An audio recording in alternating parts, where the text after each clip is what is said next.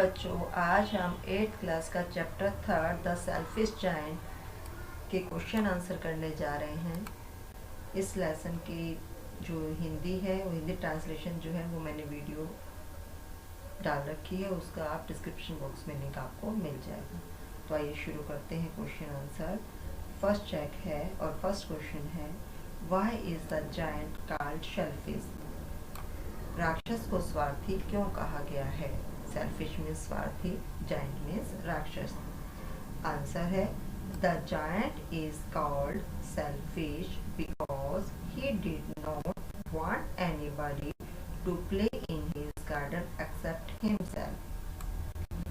राक्षस को स्वार्थी इसलिए कहा गया क्योंकि he did not want anybody to play in his garden except him, क्योंकि वह अपने अतिरिक्त किसी अन्य को अपने बगीचे में खेलते नहीं देखना चाहता था। नेक्स्ट क्वेश्चन है, on one occasion the children said how happy we are here. Later they said how happy we were there. What are the referring to in both the cases?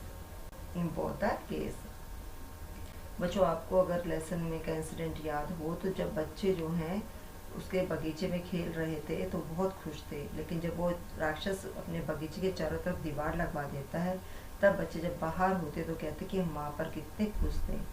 तो यही क्वेश्चन है यहाँ पर कि एक समय था जब या एक अवसर पर बच्चों ने कहा कि हम यहाँ कितने खुश हैं, और बाद में उन्होंने कहा कि हम वहाँ कितने खुश थे। तो दोनों ही अवस्थाओं में वे किस बात का वर्णन कर रहे हैं? तो आंसर है, when the giant was not present in the garden, जब बगीचे में राक्षस नहीं था। प्रेजेंट मीन्स उपस्थित होना, यानी कि जब राक्षस बगीचे में उपस्थित नहीं था। the children enjoyed playing in it, तो बच्चे बगीचे में खेलने का आनंद उठाते थे। So they said how happy we are here, इसलिए वे कहते थे कि हम यहाँ पर कितने खुश हैं। When the giant came back, जब राक्षस वापिस आया, he built a high wall around the garden, उसने अपने बगीचे के चारों तरफ एक ऊंची दीवार बनवा ली। Now children could not play in it, और अब बच्चे जो है बगीचे में नहीं खेल सकते थे। So they said how happy we were there, इसलिए उन्होंने कहा हम वहाँ कितने खुश थे।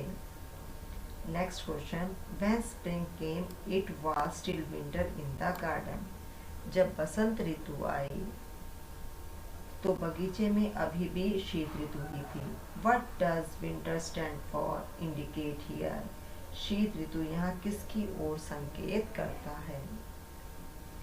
आंसर है, winter indicates here that the giant's garden seemed lifeless, यहाँ पर शीत ऋतु इस बात को बताती है कि राक्षस का बगीचा जो है वो बिल्कुल लाइफलेस मीन्स बिल्कुल निर्जीव जैसा लगता है।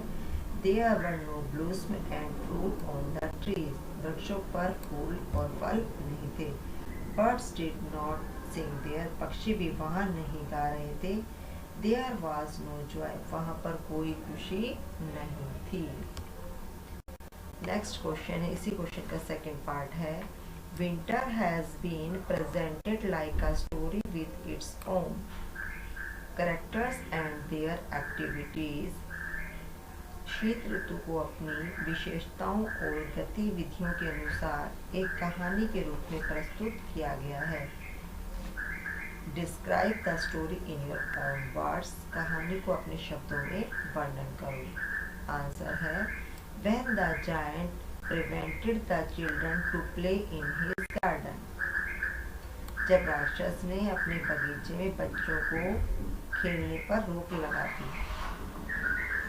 The winter had made a permanent stay in the garden, तो बगीचे में शीत ऋतु ने स्थायी रूप से अपना डेरा जमाने में शीत ऋतु वहाँ स्थायी रूप से आ गई। There were no flowers, no fruits and no birds in the garden, बगीचे में ना तो फूल थे, ना फल थे और ना ही पक्षी।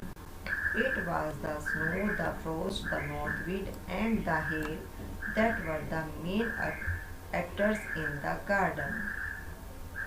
बगीचे में मुख्य जो करेक्टर थे, यानी कि जो पात्र थे, वो कौन कौन थे? बर्फ थी, पाला था, उत्तरी हवा और ओले थे। Next question, was the giant happy or sad over the state of the garden? क्या राक्षस बगीचे की दशा से खुश था या दुखी था? आंसर है the giant was sad over the state of the garden. राक्षस बगीचे की दशा से बहुत उदास था। सैड मीन्स उदास होना, यानी कि जब राक्षस ने जब अपने बगीचे में देखा कि वहां पर तो सिर्फ शीत ऋतु थी, ओले थे और नॉर्थ विंड चल रही थी, तो इसको देखकर राक्षस बहुत दुखी हुआ। He was eagerly waiting for the spring but did not come. वो बहुत ही eagerly मीन्स उत्सुकता पूर्वक बसंत ऋतु की प्रतीक्षा कर रहा था, परंतु बसंत ऋतु का आगमन नहीं हुआ। What effect did the linnet's song have over hail and the north wind?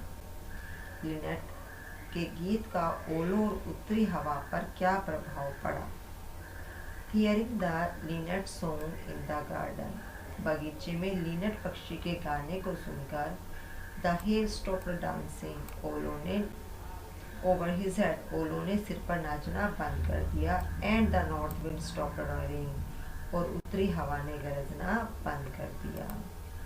बच्चों, आई होप आपको ये अच्छे से समझ में आ गए क्वेश्चन आंसर।